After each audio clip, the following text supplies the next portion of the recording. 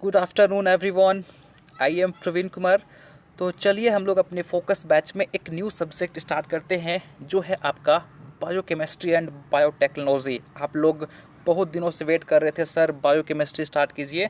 तो फाइनली मैंने आपके लिए बायोकेमिस्ट्री स्टार्ट कर दिया है। बट लेक्चर स्टार्ट करने से पहले कुछ ऐसे खास इन्फॉर्मेशन मैं आपको देना चाहता हूँ। क्या है वो इन्फॉर्मेशन? देखिए, बायोकेमिस्ट्री एक ऐसा सब्जेक्ट है ना जहाँ पे आपको थोड़ा सा फोकस होकर चीज़ों को समझना पड़ेगा और थोड़ा इंटरेस्ट डेवलप करना पड़ेगा, क्योंकि मोस्टली बच्चे इन सब्जेक्ट में थोड़ा अपने आप को लो फील करते हैं और एग्ज़ाम में वो बहुत सारे क्वेश्चन गलत करके आते हैं।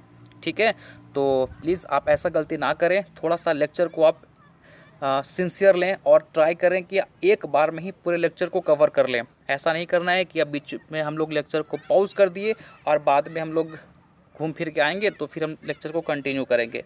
ऐसे में आपका जो लेक्चर है उसका लिंक टूट जाएगा, फिर आप चीज़ों को समझ नहीं पाओगे।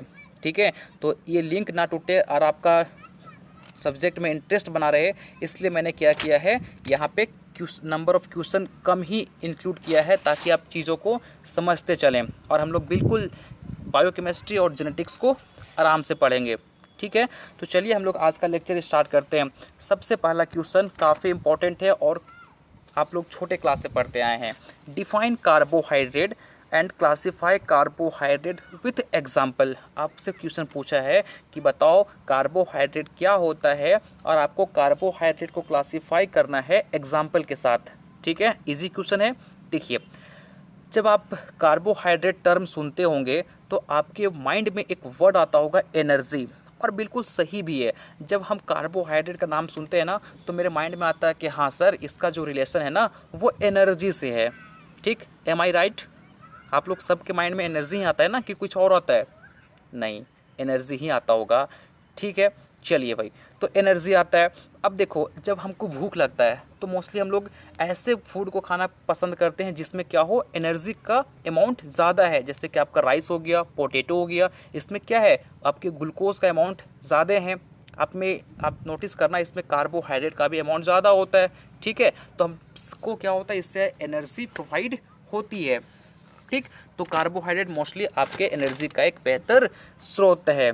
Now come to the next point. Carbohydrate जो है वो 3 एलिमेंट के मिलने से बनता है, कार्बन, हाइड्रोजन, ऑक्सीजन। ठीक है, तो कार्बोहाइड्रेट किसका कॉम्बिनेशन है? कार्बन, हाइड्रोजन, ऑक्सीजन का। आपको मैं प्रूफ करके बतलाता हूँ।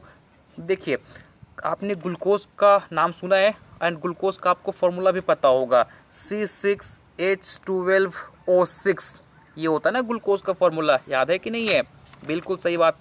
देखो, अब ये जो ग्लूकोज है वो देखिए आप यहाँ पे किसका कॉम्बिनेशन है, कार्बन, हाइड्रोजन, ऑक्सीजन। ठीक है, तो हम लोग बोल सकते हैं कि जो आपका कार्बोहाइड्रेट है वो कार्बन, हाइड्रोजन, ऑक्सीजन का कॉम्बिनेशन है। बट एग्जामिनर आपको कंफ्यूज कर देगा। वो क्या करेगा, carbon, hydrogen, oxygen plus nitrogen भी ऐड कर देगा, तो आप कंफ्यूज हो जाओगे। बट इंपॉर्टेंट पॉइंट, अगर वो नाइट्रोजन ऐड कर दिया है तो ये कार्बोहाइड्रेट को इंडिकेट नहीं कर रहा है, ये प्रोटीन को इंडिकेट कर रहा है। ठीक है, तो प्रोटीन को इंडिकेट करने के लिए क्या एसेंशियल है, कौन से एलिमेंट की जरूरत पड़ती है हमको? नाइट्रोजन की। ठीक, फिलहाल अभी हम लोग प्रोटीन को अवॉइड करते हैं और कार्बोहाइड्रेट पे ही फोकस करते हैं। ठीक है भाई, चलिए मैं इसको इरेज कर दे रहा हूँ। नाउ कार्बोहाइड्रेट का यदि हम रेशियो की बात करें, इस पे भी क्वेश्चन पूछ लिया जाता है। और अभी मैं जो आपको पॉइंट बतला रहा हूँ ना, एक्स्ट्रा पॉइंट, ये आपके ऑब्जेक्टिव में आएंगे। कार्बोहाइड्रेट का जो रेशियो है वो 1:2:1 होता है। ठीक है, अब आप बोलोगे सर कैसे होता है? अब मैं आपको बतलाता हूँ। C6H12O6 ग्लूकोज का फॉर्मूला है। इसको जरा आप क्रॉस कीजिए, 6 1 6, 6 2 12 और वापस 6। तो रेशियो क्या मिल गया आपको? 1:2:1। तो 1:2:1 किसका ये रेशियो है? तो ये कार्बोहाइड्रेट का रेशियो है। ठीक है, बट एक्सेप्शन है, इसके कुछ एक्सेप्शन भी प्रेजेंट हैं। वो एक्सेप्शन आपसे पूछ लिया जाएगा। ये तो सब याद रखते हैं, कार्बोहाइड्रेट का रेशियो 1:2:1 होता है, बट एक्सेप्शन से वो क्वेश्चन पूछ लेगा आपसे। तो इसका एक्सेप्शन क्या है? आपने डीएनए का नाम सुना है? बिल्कुल, इसके फुल फॉर्म भी आप जानते होंगे, डीऑक्सीराइबोज न्यूक्लिक एसिड। तो ये जो डी है ना वो एक शुगर को इंडिकेट करता है जो है आपका डीऑक्सीराइबोज। तो डीऑक्सीराइबोज एक क्या है, शुगर है। इसका फॉर्मूला क्या होता है, C5H10O4। ये जो है डीऑक्सीराइबोज को इंडिकेट करता है। ठीक है, अब जरा इसको उस पे क्रॉस करो। देखिए 5 1 जा 5, 5 2 जा 10, यहाँ तक तो ठीक है। बट देखो यहाँ पे 4 आ गया, यहाँ पे तो 1 होना चाहिए था, बट ऐसा तो नहीं आ रहा है ना। तो ये क्या है, एक एक्सेप्शन है। डीऑक्सीराइबोज याद रखना, ये वो शुगर है जो एक्सेप्शन है, 1:2:1 पे फिट नहीं होता है। एम आई राइट? चलो, आप लोगों को क्लियर होता है ना। चलो आगे बढ़ते हैं हम लोग। नाउ तो ये सारे पॉइंट आपको याद रखना है और यहाँ से ऑब्जेक्टिव क्वेश्चन पूछ लिया जाता है। चलिए, आल्सो कॉल्ड सेखेराइड, हम लोग कार्बोहाइड्रेट को सेखेराइड बोलते हैं, जिसके मतलब शुगर भी होता है। हम लोग आगे पढ़ेंगे जब क्लासिफिकेशन तो पढ़ेंगे मोनोसेखेराइड, डाइसेखेराइड, पॉलीसेखेराइड। तो मोनो और सेखेराइड, तो सेखेराइड का मतलब आप याद रखना शुगर की बात कर रहा है। ठीक है, चलिए आगे बढ़ते हैं हम लोग और क्लासिफिकेशन की बात करते हैं। देखिए, कार्बोहाइड्रेट को हम लोग दो पार्ट में डिवाइड करते हैं, सिंपल कार्बोहाइड्रेट, कॉम्प्लेक्स कार्बोहाइड्रेट। ठीक है, सिंपल कार्बोहाइड्रेट अगेन दो पार्ट में डिवाइड होता है, मोनोसेखेराइड और डाइसेखेराइड। अब कॉम्प्लेक्स जो है वो डिवाइड होता है पॉलीसेखेराइड में। ठीक है, अब मज़े की बात क्या है वो देखो, आपको ये तो याद रखना ही रखना है, साथ में इसके एग्जाम्पल याद रखनी है। एग्जाम्पल पे बहुत बार क्वेश्चन पूछा है। तो मोनोसेखेराइड का एग्जाम्पल क्या हो गया, ग्लूकोज, फ्रक्टोज और ग्लैक्टोज। मेरे साथ फिर से बोलिए, मोनोसेखेराइड का एग्जाम्पल ग्लूकोज, फ्रक्टोज, ग्लैक्टोज। थोड़ा एक्टिव रहा करो यार। क्या आप लोग ऐसा नहीं हो रहा ना कि नींद आ रहा है आपको? थोड़ा एक्टिव रहो और मेरे साथ चीज़ों को रिकॉल करो और ट्राई करो कि ये सारे इन बिटवीन लेक्चर ही आपको याद हो जाए, बाद के लिए कुछ नहीं छोड़ना है। ठीक है, तो मोनोसेखेराइड का एग्जाम्पल क्या क्या है, ग्लूकोज, फ्रक्टोज, ग्लैक्टोज। डाइसेखेराइड का एग्जाम्पल बोलिए, माल्टोज, लैक्टोज, सुक्रोज। ठीक, पॉलीसेखेराइड का एग्जाम्पल स्टार्च, फाइबर, ग्लाइकोजेन। ठीक है, क्लियर होता है यहाँ तक? तो अभी तक क्या पढ़े हम लोग, कार्बोहाइड्रेट क्या होता है, कार्बोहाइड्रेट का हम लोग क्लासिफिकेशन पढ़ रहे थे। क्लासिफिकेशन में क्या देखा हमने, कार्बोहाइड्रेट को दो पार्ट में हमने डिवाइड किया, सिंपल, कॉम्प्लेक्स। सिंपल को दो पार्ट में डिवाइड किए, मोनोसेखेराइड, डाइसेखेराइड, और कॉम्प्लेक्स को फिर पॉलीसेखेराइड में डिवाइड कर दिए। इसका एग्जाम्पल क्या हो गया, ग्लूकोज, फ्रक्टोज, ग्लैक्टोज। डाइसेखेराइड का एग्जाम्पल हो गया माल्टोज, लैक्टोज, सुक्रोज। और पॉलीसेखेराइड का एग्जाम्पल हो गया starch, fibre, glycogen. Very good. Now अगला क्वेश्चन पे हम लोग आते हैं।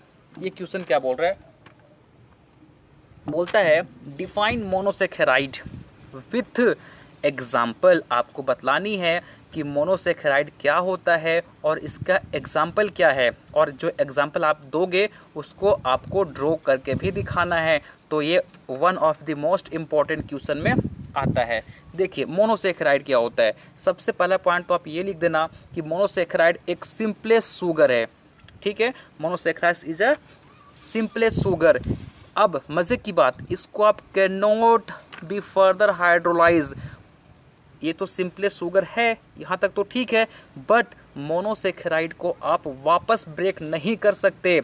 जैसे कि आप ग्लूकोज का ही एग्जांपल लेके चलो, C6H12O6, इसको यदि आप ब्रेक करोगे ना तो ये CO2H2O प्लस एनर्जी के फॉर्म में ब्रेक हो जाएगा। ठीक है, तो मोनोसेखेराइड को हम लोग वापस ब्रेक नहीं कर सकते। ठीक, इसका फॉर्मूला क्या होता है, CxH2O और यहाँ पे जो X है वो बराबर होता है, इक्वल टू होता है Y से। क्यों, यहाँ पे देखो C6 है, यहाँ O भी 6 है, यहाँ पे भी क्या होगा, देखिए यहाँ पे X क्या है, C है, X को हम 6 मान लेते हैं तो Y भी क्या होगा, 6 होगा। ठीक, तो ये भी आप याद रखना। Now come to the next point, structure of saccharide either ring और चेन। जो स्ट्रक्चर है सेखेराइड का वो रिंग फॉर्म में भी हो सकता है और चैन के फॉर्म में भी हो सकता है। हम लोग आगे देखेंगे इसके स्ट्रक्चर किस तरह के पॉसिबल हैं। ठीक है, फिलहाल आप इतना याद रखो, मोनोसेखेराइड जो है वो रिंग के फॉर्म में भी प्रेजेंट होता है और वो चैन के फॉर्म में भी प्रेजेंट होता है। इसके एग्जाम्पल क्या है भाई, ग्लूकोज, फ्रक्टोज, ग्लैक्टोज। मैंने आपको एग्जाम्पल पीछे बताया भी है, देखो यहाँ पे है ना, यहाँ तक क्लियर होता है। चलिए इसके एग्जाम्पल का हम लोग डायग्राम समझते हैं। यहाँ पे देखो ये ग्लूकोज है, ये फ्रक्टोज है, ये ग्लैक्टोज है, ये रिंग फॉर्म डायग्राम है। ठीक है, इसके चैन फॉर्म देखते हैं हम लोग। यहाँ पे देखो, और चैन फॉर्म में एक आपको इंपॉर्टेंट पॉइंट बतानी थी। ये तो रिंग फॉर्म है, आप लोगों को पता है। यहाँ पे देखिए, ये क्या है, इसका चैन फॉर्म है। तो हम लोग बोल सकते हैं कि मोनोसेक्राइड का जो एग्जाम्पल है आपका ग्लूकोज, फ्रक्टोज, ग्लैक्टोज, वो रिंग फॉर्म में भी पाया जाता है और आपके चैन फॉर्म में भी पाए जाते हैं। ठीक, चलिए अब दोनों में क्या डिफरेंस है, जिस पे क्वेश्चन आता है मैं आपको वही पॉइंट बतलाने वाला हूँ और आपको याद रखना है। ग्लूकोज और फ्रक्टोज दोनों का मॉलिक्यूलर फार्मूला होता है C6H12O6, बट डिफरेंस कहाँ पे है ये आपसे पूछ लिया जाएगा। तो डिफरेंस कहाँ पे, देखिए ग्लूकोज में जो फंक्शनल ग्रुप अप्लाई होता है वो अल्डिहाइड अप्लाई होता है, जबकि फ्रक्टोज में जो फंक्शनल ग्रुप अप्लाई होता है वो आपका कीटोन होता है। ठीक है, ये बेसिक डिफरेंस आप याद रखना कि ग्लूकोज में अल्डिहाइड फंक्शनल ग्रुप अप्लाई होता है, फ्रक्टोज में कीटोन फंक्शनल ग्रुप अप्लाई होता है। ठीक, चलिए नाउ सेकंड क्वेश्चन पे हम लोग आते हैं। अगला क्वेश्चन जो है आपका, defined disaccharide with example.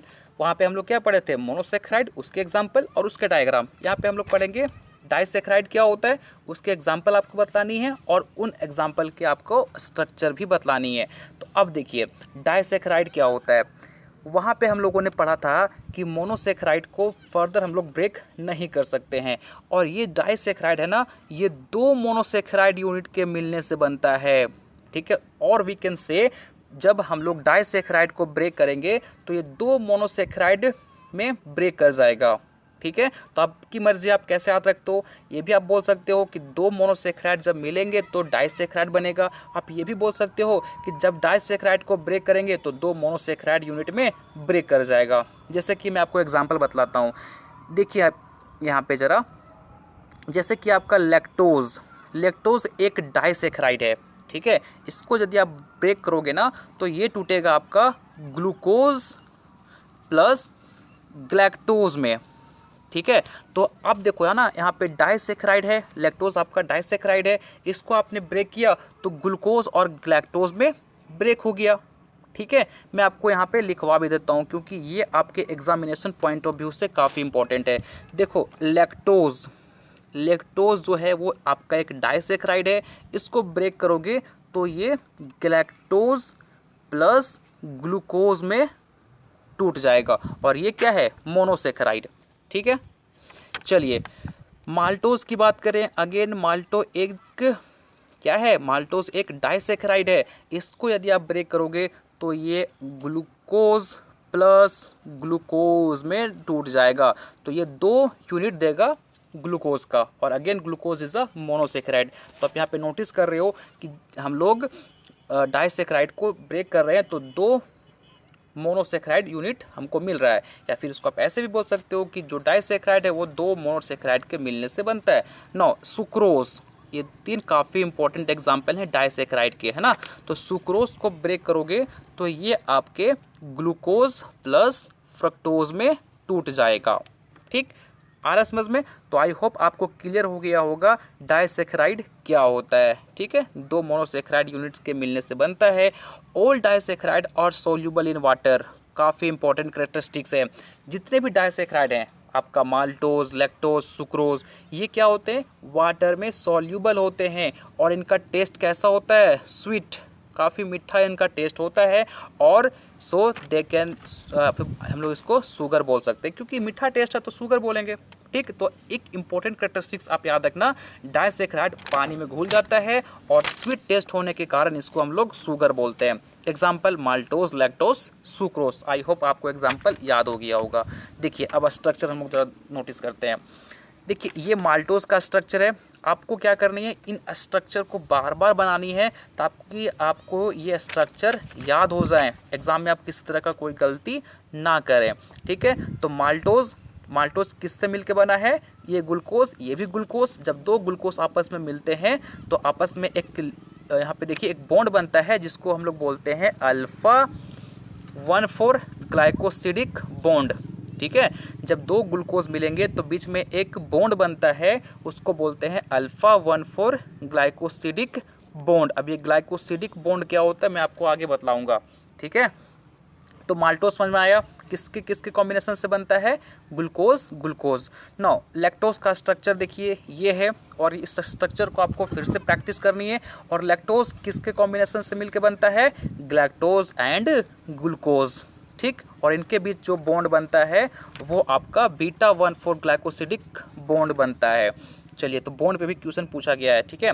Now sucrose, sucrose किसके किसके कॉम्बिनेशन से बनता है भाई, ग्लूकोज एंड फ्रक्टोज। जब ग्लूकोज और फ्रक्टोज मिलेंगे तो क्या बनेगा, सुक्रोज बनेगा, ठीक।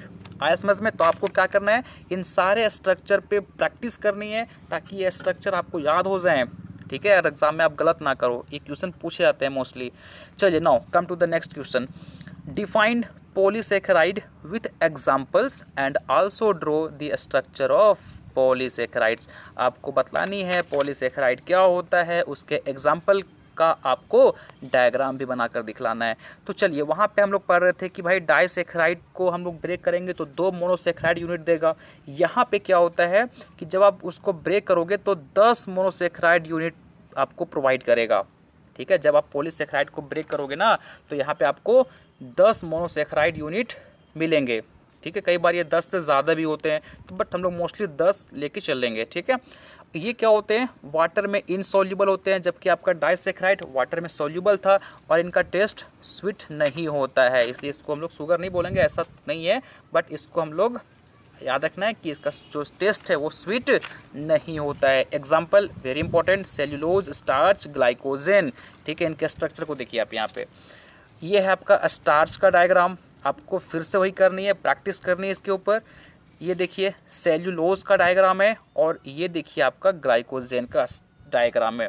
मैं तो यही एग्जाम में करता था, जब आपके टाइम में पढ़ता था ना, तो मैं यही क्या करता था, मैं इन डायग्राम को बार बार बनाता था, बार बार कॉपी में बनाता था, तो ये डायग्राम हमारे माइंड में आ गया था। जस्ट आपको भी यही करनी है, ये डायग्राम पे बार बार प्रैक्टिस करनी है, फिर आपको भी ये डायग्राम इजिली याद हो जाएंगे, ठीक है। आगे बढ़े, चलिए। नाउ हम लोग यहाँ पे 2 टर्म पढ़ेंगे, पीएच बफर क्या होता है, पीएच अलग है, बफर अलग चीज़ है, ठीक है। तो आपको एग्जाम में ऐसा क्वेश्चन पूछ देगा, डिफाइन पीएच एंड बफर। तो पीएच क्या होता है, हम लोग सबको पता है, पीएच का फुल फॉर्म क्या होता है भाई, पोटेंशियल ऑफ हाइड्रोजन। याद था ना कि भूल गए थे, पीएच का फुल फॉर्म होता है पोटेंशियल ऑफ हाइड्रोजन, ठीक है। चलिए, अब देखिए पीएच क्या होता है, आप लिखा हुआ बाद में पढ़ना, ठीक है। मैं आपको समझाता हूँ पीएच क्या होता है। पीएच एक ऐसा इंस्ट्रूमेंट है जिसमें हम मेज़र करते हैं कि जो आपका सॉल्यूशन है वो एसिडिक है या बेसिक है या न्यूट्रल है, ठीक है। यदि मैं आपको कोई सॉल्यूशन प्रोवाइड करूँ और आपको मैं बोलूँ कि भाई ये सॉल्यूशन को आप पता करो एसिडिक है, बेसिक है या फिर न्यूट्रल है, तो आप क्या करोगे, इस पीएच का यूज़ करोगे, ठीक है। आ रहा है समझ में। तो इसी को हम लोग पीएच बोलते हैं, लिखा हुआ पढ़ लेना, ठीक है। चलिए, सिग्निफिकेंस ऑफ पीएच, पीएच का यूज़ हम लोग क्यों करते हैं, मोस्टली हम लोग पीएच का यूज़ क्यों करते हैं, ताकि हम आइडेंटिफाई कर पाएँ कि सॉल्यूशन एसिडिक है, बेसिक है या आपका न्यूट्रल है। तो देखिए, अगर आपको पता है ना कि मोस्टली हम लोग पीएच जो है आपका 0 से 14 तक होता है, अगर पीएच आपका 7 आया एग्जैक्ट, अरे भाई तीनों का बीच में क्या हो गया, 0 से 7, फिर 7 से अपना इधर 14, तो अगर 7 आया तो क्या हो गया, न्यूट्रल। न्यूट्रल का एग्जांपल क्या है, वाटर, वाटर क्या है, न्यूट्रल होता है, ठीक। पीएच अगर 7 से कम हुआ, 7 से कम हुआ तो वो एसिडिक हो जाएगा, और अगर 7 से अधिक हुआ तो वो बेसिक हो जाएगा, ठीक। आया समझ में। चलिए, यहाँ पे आप थोड़ा नोटिस करना, ये आपका पीएच स्केल है। आप लोग ये वर्ड पहली बार नहीं सुन रहे हैं, आप लोग पढ़ के आए हो, ठीक है। तो कोई रॉकेट साइंस में नहीं बतला रहा हूँ। यहाँ पे देखिए पीएच स्केल, ये आपका न्यूट्रल है, 7 न्यूट्रल है। तो पहला तो बेसिक क्वेश्चन एग्जामिनर ये पूछ दिया करता है कि पीएच स्केल कहाँ से कहाँ तक स्टार्ट होता है, तो 0 से 14 तक होता है। आप ये पॉइंट याद रखना, 0 से 14 तक होता है आपका पीएच स्केल। कई लोग इसमें भी गलती कर बैठते हैं, ठीक है। तो देखिए, अगर ये आपका 7 न्यूट्रल है, अगर 7 से इधर जाओगे तो एसिड क्या होगा, बढ़ेगा। जितना आप आगे चलोगे उतना एसिडिटी बढ़ेगा। जैसे देखो ना, 5 थोड़ा कम एसिडिक है, 3 ज़्यादा एसिडिक है, 2 ज़्यादा एसिडिक है। तो जैसे आप न्यूट्रल से इधर बढ़ोगे आपका एसिडिटी बढ़ेगा। अब जैसे आप 7 से इधर बढ़ोगे तो आपका अल्कलाइन या बेसिक नेचर क्या होगा, इंक्रीज करेगा। तो आपसे यहाँ ये भी क्वेश्चन पूछ सकता है कि भाई बताओ 5 का एसिडिटी करेक्टर ज़्यादा होगा या फिर 3 का ज़्यादा होगा? तो 3 का ऑब्वियस सी बात है कि ज़्यादा होगा, ठीक है, क्योंकि आप इधर से जैसे इधर बढ़ रहे हो तो एसिडिटी क्या हो रहा है, इंक्रीज कर रहा है। क्लियर होता है? चलिए अब यहाँ पे देखिए, ठीक सेम वही चीज़ बतला रहा है ना। मैं आपको बार बार डायग्राम दिखा रहा हूँ ताकि चीज़ें आपको याद हो जाएं। चलिए बफर सॉल्यूशन पे आते हैं। बफर सॉल्यूशन क्या होता है? देखिए बफर सॉल्यूशन मैं आपको समझाता हूँ क्या होता है, लिखा हुआ बाद में पढ़ना आप। देखो बफर सॉल्यूशन क्या बोलता है कि भाई अगर हम स्मॉल अमाउंट में एसिड मिला दें और सपोज देखो ना ये सॉल्यूशन है, ठीक है, इसका अपना कुछ पीएच मान लेते हैं हम लोग, इसका पीएच मान लेते हैं हम लोग 5 मान लेते हैं, ठीक है, इसका पीएच 5 है। जस्ट हम लोग इमेजिन कर रहे हैं कि एक सॉल्यूशन है जिसका पीएच 5 है, इस पर हम लोग स्मॉल अमाउंट में एसिड मिला दें तो भी इसका पीएच क्या होता है, कांस्टेंट होता है, 5 ही होता है। अगर हम इसमें स्मॉल अमाउंट में बेस मिला दें तो भी इसका पीएच 5 ही होता है। मतलब कि ऐसा सॉल्यूशन जिसमें हम अगर स्मॉल अमाउंट में एसिड मिला दें या फिर स्मॉल अमाउंट में बेस मिला दें फिर भी उसके पीएच में कोई परिवर्तन ना आए तो उसको क्या बोलते हैं, बफर सॉल्यूशन बोलते हैं। क्लियर हुआ? अब देखते हैं डेफिनेशन क्या बोलता है। Buffer solution is a solution which resist, ठीक है, change pH when a small amount of acid और बेसिक इज एडेड, ठीक है। तो अगर हम स्मॉल अमाउंट में एसिड और बेस मिला दें फिर भी उसका पीएच में कोई परिवर्तन ना आए तो उसको क्या बोलेंगे, बफर सॉल्यूशन बोलेंगे। ठीक, क्लियर होता है यहाँ तक? चलिए अब एग्जाम्पल की बात करते हैं। इसका एग्जाम्पल हमारा ब्लड है। जो बेस्ट एग्जाम्पल है ना बफर का वो आपका ब्लड है। अब आप बोलोगे सर ब्लड कैसे? देखो ब्लड का पीएच होता है आपका 7.4, ठीक, ये होता है आपका ब्लड का पीएच। अब आप कई बार ऐसे चीज़ खाते होंगे जिनमें एसिड करेक्टर ज़्यादा हो, कुछ ऐसे चीज़ खाते होंगे जिसमें बेस का करेक्टर ज़्यादा हो, है ना। आप तो डिफरेंट तरह के फूड कंज्यूम करते हो, है ना, तो हर का पीएच तो अपना अलग अलग होगा। अब अलग अलग पीएच का आप फूड कंज्यूम कर रहे हो फिर भी आपका ब्लड का पीएच कांस्टेंट बना हुआ है, ठीक है। अगर मैं थोड़ा डिटेल में जाके समझाऊं तो ऐसा बिल्कुल नहीं होता है। छोड़ो, मैं आप इतना ही रखो, आप केमिस्ट्री में पढ़ते हो डिटेल में। अब इतना सिर्फ समझो कि अगर कोई सॉल्यूशन में हम स्मॉल अमाउंट में एसिडिक मिला दें या फिर बेस मिला दें तो क्या होगा, उसके पीएच में किसी भी तरह का कोई परिवर्तन नहीं दिखाई पड़ेगा, उसको हम लोग बफर सॉल्यूशन बोलते हैं, ठीक है। बट मैं आपको बता देता हूँ, छोड़ो, है ना, बट मोस्टली आप ये चीज़ याद रखना, कंफ्यूज मत करना, ठीक है। मैं आपको इसलिए नहीं बताना चाह रहा था बट बता देता हूँ, आप बस इसको माइंड में रखना। देखो ऐसा बिल्कुल नहीं होता है। जब आप खुद सोचो क्या ये पॉसिबल है, आप खुद सोचो ना, अभी आप ईमानदार हो, खुद सोचो क्या ये पॉसिबल है कि अगर हम एसिड मिला दें या बेस मिला दें तो पीएच एकदम जो है वही रहेगा, माइनर तो आपको डिफरेंस दिखाई पड़ेगा ही पड़ेगा, ठीक है। तो ऐसा बिल्कुल नहीं है कि जो पीएच है एकदम बिल्कुल वही कांस्टेंट होता है, माइनर वेरिएशन उसमें आपको दिखाई पड़ेंगे, ठीक है। तो आप ये चीज़ माइंड में रखना, बट आप एग्जाम में कंफ्यूज बिल्कुल मत करना, ठीक। आ रहा समझ में? चलिए तो एग्जाम्पल क्या हो गया आपका, ब्लड। चलो आगे बढ़ते हैं। नाउ बोलता है draw the structure of water and properties of water. कितना बेसिक बेसिक क्वेश्चन कर रहे हैं हम लोग, है ना, और पूछ लिए जाते हैं। बच्चे इसमें गलती कर बैठते हैं। वाटर का स्ट्रक्चर क्या होता है? देखो पहली बात है आप याद रखना, वाटर का स्ट्रक्चर वी शेप होता है। देखो है ना, वी शेप है कि नहीं, तो वाटर का स्ट्रक्चर वी शेप होता है, ठीक। अब इसका स्ट्रक्चर आप ऐसे भी दिखा सकते हो, यहाँ पे क्या होता है, 2 लोन पेयर होते हैं, है ना, आ रहा है समझ में? तो ये स्ट्रक्चर आप याद रखना है आपको। चलिए know properties of water. Water की क्या प्रॉपर्टीज़ है? तो सबसे पहला इजी है, कलरलेस होता है, इसका कोई शेप एंड साइज नहीं होता है। वाटर को आप जिस तरह के बर्तन में रख दोगे, जिस तरह के सामग्री में रख दोगे वो उस शेप को ले लेगा, तो इसका अपना कोई फिक्स शेप नहीं होता है। अब जो बर्तन में आपने रखा है वाटर को, वो जिस कलर का है आपको वाटर उस कलर का दिखाई पड़ेगा, है ना। Water exist in 3 form in nature. Water जो है वो हमारे नेचर में 3 फॉर्म में एग्जिस्ट करता है, सॉलिड, लिक्विड एंड गैस। अब नेक्स्ट बोलता है पोलैरिटी इन नेचर। बिल्कुल वाटर को आप ब्रेक करो क्या होगा, H+ OH- में ब्रेक कर जाएगा, तो इसमें भी अपना क्या होता है, चार्ज होता है ना, तो इसलिए पोलैरिटी नेचर को शो करता है। नो सरफेस टेंशन, बिल्कुल सरफेस टेंशन वाटर का भी होता है। कैसे आप बोलोगे सर कैसे? देखो आपने कई बार नोटिस किया होगा कि जब हम लोग वाटर में जो होता है ना ब्लेड, अरे भाई जो नहीं मिलता है ब्लेड जिससे हम लोग बचपन में अपना कुछ काम किया करते थे, आज भी हम लोग जो सेविंग वगैरह करते हैं, है ना, तो ब्लेड को आप क्या करो ऊपर से रख दो, वो ऐसा नहीं करना है कि आपको प्रेशर के साथ रखना है, ऊपर से आप सिर्फ स्लाइटली छोड़ दो तो क्या होगा, ऊपर की तरफ वो फ्लड करने लगेगा, तैरने लगेगा। ठीक है, आप जस्ट एक और एग्जांपल नोटिस करो, क्या देखा होगा आपने कि कई बार क्या होती है कि कुछ ऐसे कीड़े होते हैं जो पानी के ऊपर चल इजीली भाग पाते हैं, एकदम इजीली भाग जाएंगे। ठीक है, तो वो क्या करते हैं, वो मोस्टली सरफेस टेंशन का फ़ायदा उठाते हैं। तो सरफेस टेंशन समझ आ गया क्या होता है। चलिए, तो ये भी वाटर का नेचर है। कोहेशन, कोहेशन देखो आप, वाटर का जो स्ट्रक्चर होता है वो आपका हमेशा स्पेरिकल ही होता है, स्क्वायर फॉर्म में नहीं दिखाई पड़ेगा आपको, जस्ट बिकॉज ऑफ कोहेशन। ठीक है, एडहेशन, एडहेशन का मतलब होता है चिपक जाना। एडहेयर का मतलब क्या होता है, चिपक जाना। तो आपने नोटिस किया होगा जब आप कार धोते होंगे, अपना बाइक धोते होंगे, फिर आप उसको पोंछ दीजिए, पोंछने के बाद भी आप नोटिस करना उसमें कुछ अमाउंट ऑफ वाटर क्या होंगे, बचे रह जाएंगे। ठीक है, तो ये भी क्या होता है आपका एडहेशन। एडहेशन को समझाने के लिए थोड़ा सा हम लोग चलते हैं प्लांट फिजियोलॉजी में। देखिए, ये आपका प्लांट है, ये आपका जाइलम फ्लोएम यहाँ पे होंगे। तो क्या होता है मोस्टली कि आपका जो फ्लोएम होता है, आपका जो जाइलम होता है, उसमें हल्का अमाउंट में क्या होता है, वाटर ऐसे से लगे होते हैं। ठीक है, ऐसे मतलब उसमें वाटर चिपके होंगे, है ना। तो जब वाटर को ये प्लांट अपने तरफ खींचता है तो इसी का वो फ़ायदा उठा के, एडहेशन का वो फ़ायदा उठाता है और वाटर का ट्रांसपोर्टेशन होता है। ठीक है ना, आ रहा है समझ में। तो एडेशन का प्रॉपर्टीज आपको प्लांट में भी देखने को मिलता है।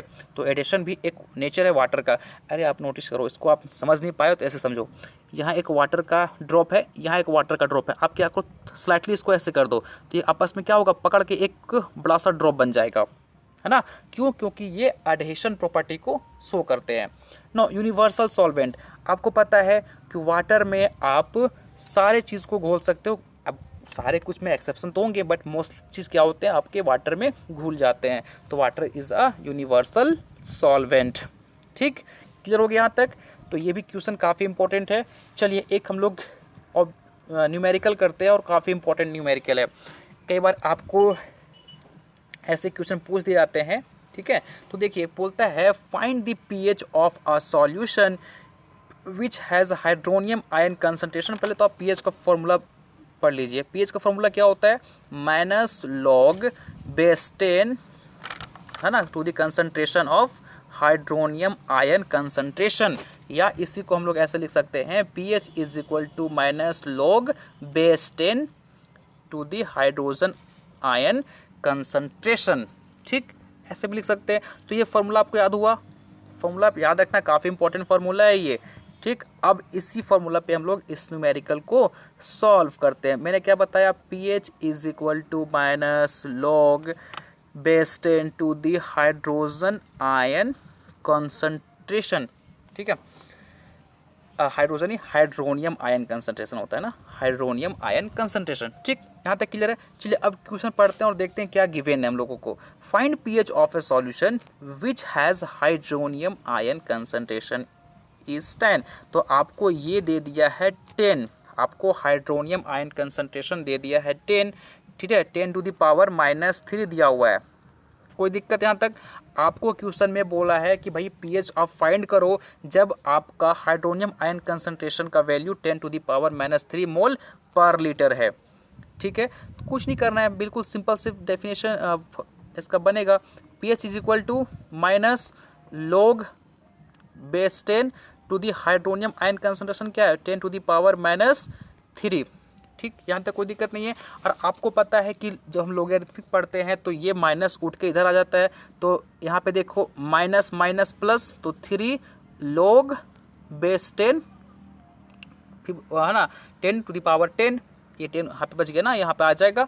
तो अब log/10 to the base 10 power 10 क्या होता है, log/10 to the power 10 is equal to होता है 1। तो 3 is equal to 1 is equal to 3, और 3 क्या शो करता है, आप पीएच देखे हो ना, यहाँ पे 7 है, यहाँ पे क्या हो गया आपका 6 5 4 3, तो 3 इधर आता है, आपका लेस देन 7 है, दैट मीन्स कि ये एसिडिक नेचर को शो कर रहा है। तो जो आपका सॉल्यूशन है वो एसिडिक है। तो आप इस न्यूमेरिकल को समझ पाए या नहीं समझ पाए, चलिए मैं समझा देता हूँ फिर से। देखिए मैंने आपको बताया कि पीएच का जो फॉर्मूला होता है -log/10 to the hydronium ion concentration, ये जो ब्रैकेट है ना वो कंसंट्रेशन को शो करता है। ठीक, तो पीएच में क्या हुआ, से हम लोग सिर्फ ये आपको क्वेश्चन में गिवन है, तो 10 टू दी पावर -3 लॉगरिथमिक में क्या होता है, ये जो आपका पावर है ये इधर आ जाता है, तो माइनस माइनस मिलकर क्या हो गया प्लस, तो 3 log 10 base 10 to the power 10 और log base 10 to the power 10 is equal to होता है 1, तो 3 इंटू 1 इज इक्वल टू 3 और 3 शो करता है आपका एसिडिक नेचर को। तो ये सॉल्यूशन क्या हो गया आपका एसिडिक हो गया। तो कई बार एग्जाम में ऐसे क्वेश्चन पूछ देगा आपसे और वहाँ पे ऑप्शन में दे देगा acidic, basic, neutral, none of this, तो आपको ऐसे भी आइडेंटिफाई कर सकते हो। ठीक है, आया समझ में यहाँ तक, कोई प्रॉब्लम? चलिए फिर हम अपने लेक्चर को यहीं पे क्लोज करते हैं।